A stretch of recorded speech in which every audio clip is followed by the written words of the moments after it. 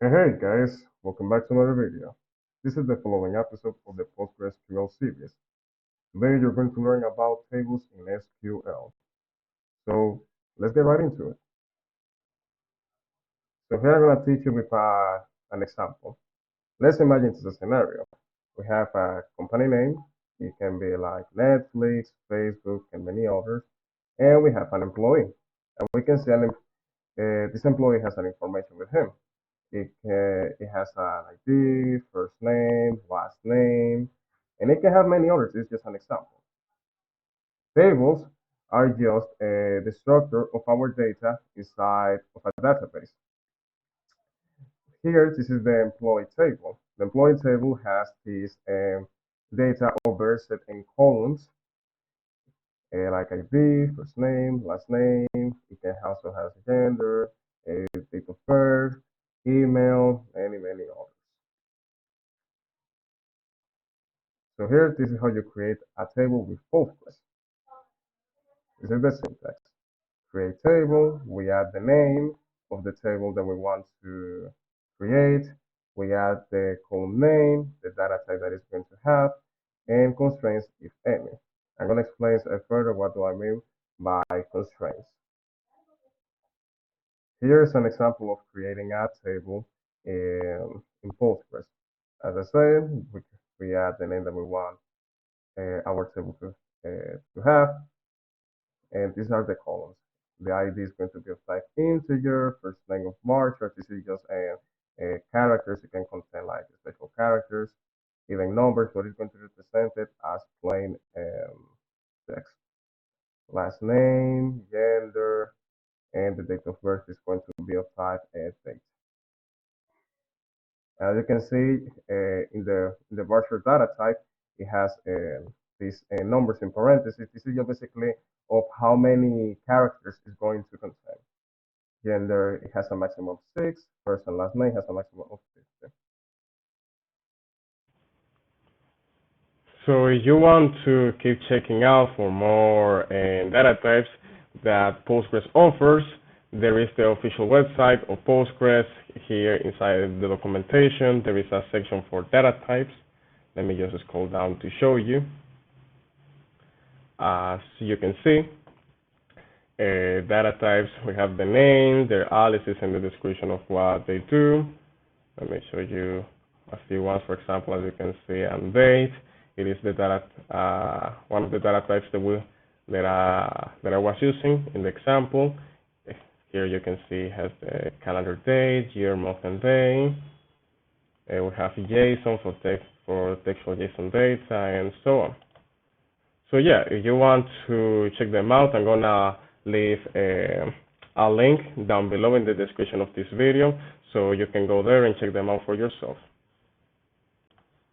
So here I'm going to show you how to create the actual table inside of Postgres in a database.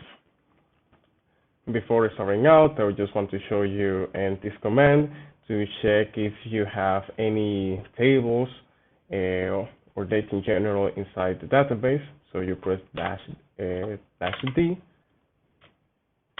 And as you can see, we have no data. It says did not find any relations, but basically what it means here is that there is no data inside the database test here. So let's start creating the table. Create table.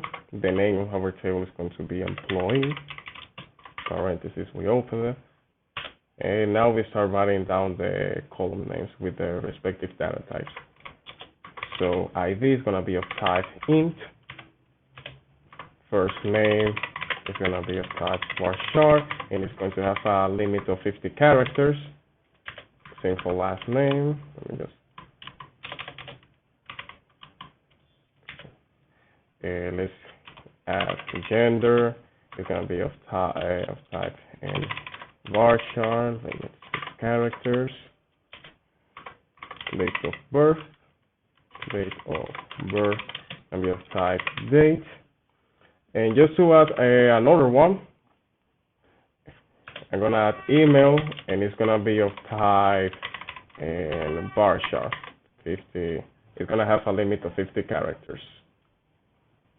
Press enter. We close the parentheses with our semicolon, and yeah, we created our table.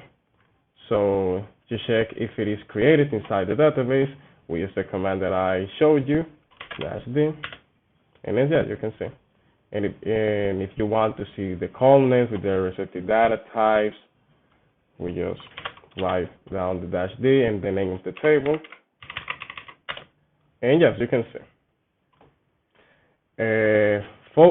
Following, I'm gonna show you how to add constraints to the columns inside the tables. So here I have an example to show you. Constraints. Constraints are very important to add in our columns inside our tables. It basically means like the requirements in order to add the data inside of our table, basically the records. What is the flaw that we had before? We didn't have any constraints. So a developer could go inside our database and manipulate our data, for example, and let's say the employee table. He could create an employee without actually inserting the records. So that's why constraints are important. We are basically saying here not null, that is forbidden to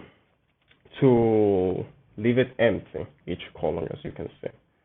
And you can see a difference in the ID column in these two. The first one is of type integer, and then this one is of type big zero. Basically, this is more powerful than the integer because it can increment to a big series of numbers. Well, with int, it has a limit, basically. You can also see here we have in the ID, we have the constraint primary key. This is also very important. This is basically saying that the ID is what is going to identify uniquely each record of the employees table. Basically, just to identify them, that they are different, basically they're unique. So here to show you how to create our tables with constraints. First of all, let me delete this table. To show you, we just write the syntax drop table and the name of our table, our semicolon, and as you can see, the table is dropped. To check if it is true, -d, and we don't have any relations. So let's start creating the table again.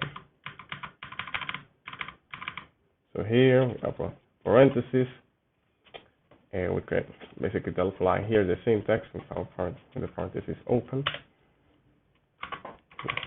Start writing down the columns. It's gonna be of type big serial, and it's gonna be not null primary key. We can follow with the next columns.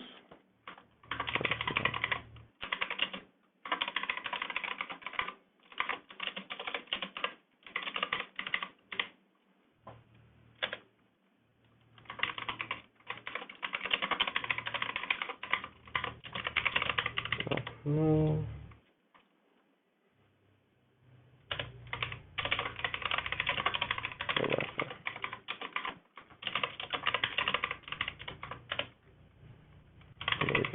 Word.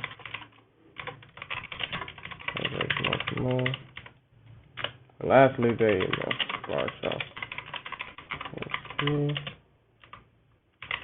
Not. And then the table is created. Let's check it out. Oops, sorry. That's it, and let's check specifically the table employee. And yeah, as you can see, at the column, the name of the columns, the type, and also you can see here in difference with this one, with the table without constraints, that now is says here is nullable it is not allowed. It says not no, not no, not no. It's different with this one. It wasn't showing it because it could be a nullable. And also you can see here it has a default. Basically, it's just going to increment automatically. What it means, the default value, it just means it's gonna increment in sequence. For example, we create a employee is gonna be of ID 1, and then going on 2, 3, so on, so on. I hope you have found out this video interesting. Don't forget to press the like button if you like this video, and subscribe to my channel to show some support. And write in the comments down below any idea or suggestion of basically what do you think about this video in general. It will be very helpful. I wish you the best, and peace out.